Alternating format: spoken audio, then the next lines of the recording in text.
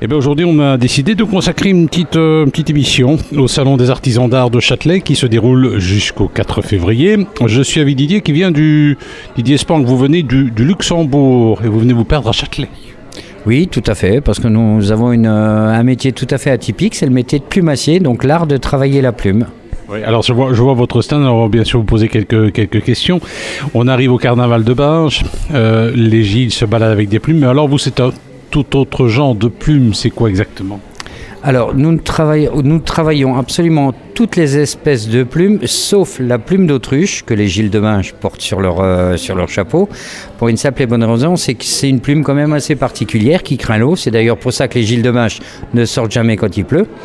Et nous travaillons la plume de tous nos oiseaux, nous élevons toutes les espèces nous-mêmes. Nous avons 2 hectares de volières, plus de 3500 oiseaux, et nous déclinons la plume dans tous les domaines.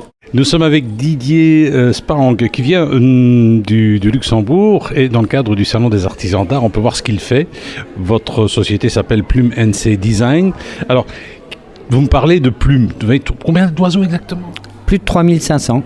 Certainement des oiseaux exotiques, des oiseaux de nos régions. Quel type d'oiseaux ?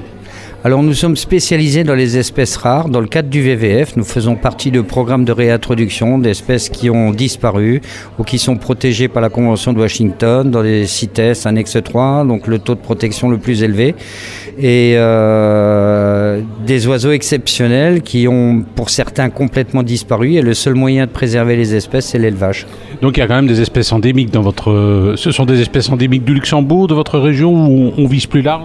Alors, les espèces endémiques, je dirais, oui, dans le sens où notre faisan des bois, faisan de colchique, nous avons ici, bon, au départ, c'est Marco Polo qui l'a ramené d'Asie. Hein, donc, il n'y a pas beaucoup, c'est comme le dindon qui vient d'Amérique, le paon qui vient d'Inde. Je dirais les espèces endémiques, oui, il y en a partout. Et on est vraiment spécialisé dans les espèces qui sont endémiques de la région d'origine. Nous sommes avec Didier Spank qui nous vient du Luxembourg et avec lui on découvre un peu ce qu'il fait dans le cadre du Salon des artisans d'art de Châtelet qui se déroule tout au long de cette semaine. Alors qu'est-ce que vous fabriquez avec ces plumes, des colliers, des chapeaux, qu'est-ce qui marche le mieux ? Alors ce qui marche le mieux, je vais être honnête avec vous, c'est que nous travaillons pour Jean-Paul Gaultier à Paris, nous travaillons pour le Lido, le Moulin Rouge, nous travaillons pour les carnavals vénitiens, les carnavals brésiliens, pas le carnaval de Binche malheureusement. Et donc on touche absolument tous les domaines et toutes les époques avec la plume, aussi bien la Renaissance et nous fabriquons aussi bien des masques vénitiens que des bijoux en plume, que des reproductions d'oiseaux pour les clubs ornithologiques. À partir de quand dans le passé, les plumes sont devenues véritablement un accessoire ou un attribut vestimentaire ? Alors depuis la nuit des temps, c'est certainement un des matériaux qui a été utilisé le plus tôt. Dans le genre, les premiers empennages de flèches qui ont été mis sur des flèches, les Incas, les Mayas qui faisaient leur tenue de cérémonie. La plume, c'est un des matériaux qui a été utilisé depuis la nuit des temps par l'être humain qui n'a jamais dormi dans un duvet. Nous sommes avec Didier Spank, il est plumassier, on le découvre à l'occasion du Salon des artisans d'art de Châtelet qui dure tout au long de cette semaine. C'est l'occasion de découvrir de très belles choses fabriquées en plume. Puis il y a des trucs un petit peu plus simples. Je vois des extensions de cheveux en plume.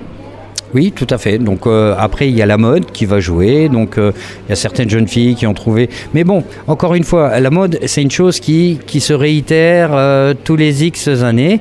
Alors les plumes d'extension aux cheveux, au départ, c'est les Amérindiens qui avaient ça dans leur tenue de cérémonie. Et là, après, il y a eu la mode hippie, il y a eu la mode... Et donc, ça se ressasse sans arrêt. Et sans arrêt, là, il y a des plumes pour les cheveux. Vous avez des marque-pages faits en plumes. Vous avez des boîtes de décoration. Vous avez des lampes en plumes. Vous avez des masques. On peut absolument tout réaliser à partir d'une plume. Et l'oiseau ne souffre pas ? Alors, dans le cadre du VVF, comme je l'avais dit à l'instant, nous ne travaillons qu'avec des plumes de mue. Il est hors de question de plumer, tuer ou de faire du mal à un oiseau. Le gros avantage de la plume de mue, c'est qu'elle est éternelle. Parce que quand vous arrachez une plume à un oiseau, la partie qui est fichée dans la chair, il reste du sang à l'intérieur et ça peut faire pourrir la plume. Donc c'est ça. Alors par exemple, est-ce qu'il est possible de faire des choses avec des plumes de pigeons ? Ah, tout à fait, même une plume de moineau. Mais on peut... Chaque plume est un trésor pour nous. Eh bien, nous étions avec Didier Spank, qui nous vient du Luxembourg. On peut découvrir, c'est un plumassier. Il est ici au Salon des artisans d'art de Châtelet. Est-ce que les accessoires faits en plume, ça coûte cher ? Il y en a pour tous les prix, j'imagine.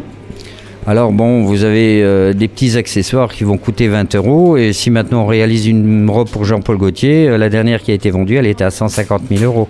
Vous avez des masques ici qui sont à 400 € et vous avez celui-ci avec les plumes de paradisier qui est à 8 000 €. Ah, quand même, et il y a une clientèle pour ça? Oui, tout à fait. Oui. Il y a encore des personnes qui achètent. Ça s'achète comme une toile, comme un Gauguin, comme un. Il y a encore un marché de l'art, tout à fait. Oui.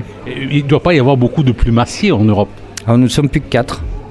Parce qu'autrefois, ils étaient beaucoup plus nombreux. Oui, alors c'est un métier qui s'est éteint, heureusement, parce qu'il est à l'origine d'énormément d'extinctions d'espèces d'oiseaux. Donc maintenant, nous ne sommes plus que 4 au monde, 3 à Paris et nous au Luxembourg.